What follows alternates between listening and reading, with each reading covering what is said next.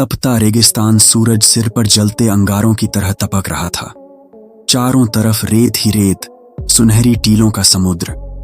हर झोंके के साथ रेत उड़कर आंखों और चेहरे पर चुभती थी। अनाया, जो एक पुरातत्वविद और साहसी खोजकर्ता थी, अपने साथियों से बिछड़ गई थी।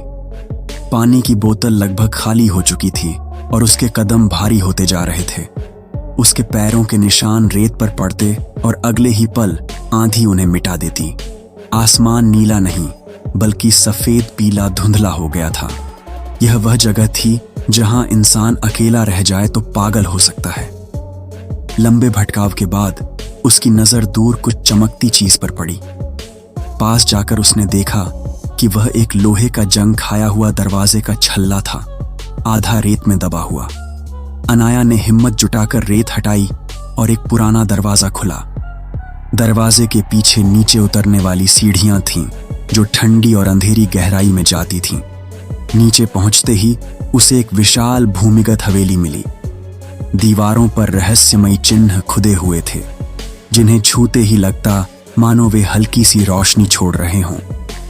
बीचों बीच एक पत्थर की वेदी थी। उस पर एक कांच की बोतल रखी थी, जिस पर रेत जमी थी और ताले जैसा सील बना था। अनाया ने हाथ बढ़ाया और जैसे ही बोतल को छुआ, चारों तरफ की हवा तेज होने लगी। दीवारों से धूल झरने लगी, रेत की परतें हिल उठीं और अचानक एक भयानक बवंडर उठा। बवंडर से धुएं और आग का एक विशाल साया बाहर आया। उसकी आंखें अंगारों की तरह लाल थीं, आवाज रेगिस्तान की गड़गड़ाहट जैसी। मैं हूं रेत का जिन्न, सदियों से कैद। जिसने मुझे जगाया है उसे 2 इच्छाएं मिलेंगी, लेकिन तीसरी, उसकी कीमत बहुत भारी होगी। अनाया कांप उठी पर हिम्मत नहीं हारी। उसने अपने आप से कहा, अगर यह मौत है तो इसका सामना करके ही सही। उसने थरथराती आवाज में कहा, मुझे पानी चाहिए, वरना यह रेगिस्तान मुझे निगल जाएगा। जिन्न ने अपनी हथेली से चिंगारी निकाली। हवा में एक चमक फैली और उसके सामने एक सुनहरी घड़ा प्रकट हुआ, जिसमें ठंडा साफ पानी भरा था। अनाया ने लंबे घूंट भरे और उसकी जान में जान आई।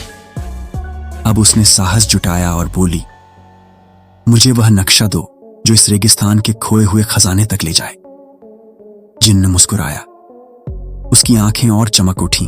उसने हवा में हाथ घुमाया और अचानक उसके सामने पुराना चमड़े का नक्शा उभर आया। नक्शे पर अजीब अक्षर और रेत के टीले बने थे। अनाया ने उसे थामा। उसके दिल में डर और लालच दोनों एक साथ जाग उठे। जिन्न ने गरज कर कहा, अब बारी है मेरी तीसरी इच्छा की, मेरी आजादी।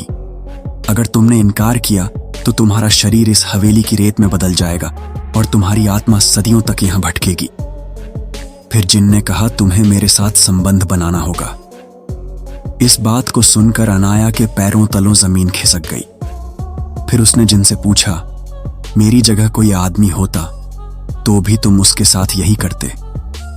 जिन्न ने जोर आवाज में कहा, मुझे लिंग से फर्क नहीं पड़ता, मेरी शर्त तब भी यही रहती। फिर अनाया ने मजबूरी में उसकी शर्त के लिए मान गई। फिर उस पूरी रात उस सुनसान इलाके में अनाया की चीखें गूंजती रही। फिर जब सुबह हुई तो वह जिन्न इंसानी रूप में बदलने लगा। अनाया ने जब यह देखा तो वह बहुत खुश हुई। फिर उसने देखा कि उसका शरीर उसे जिन्न की तरह बदलने लगा है और वह एक जिन्न बन गई। और फिर वह एक धुएं में बदल गई और उस बोतल में कैद हो गई, जिसमें पहले वह जिन्न कैद था। फिर वह जिन्न जो इंसान बना था वह वहां से चला जाता है।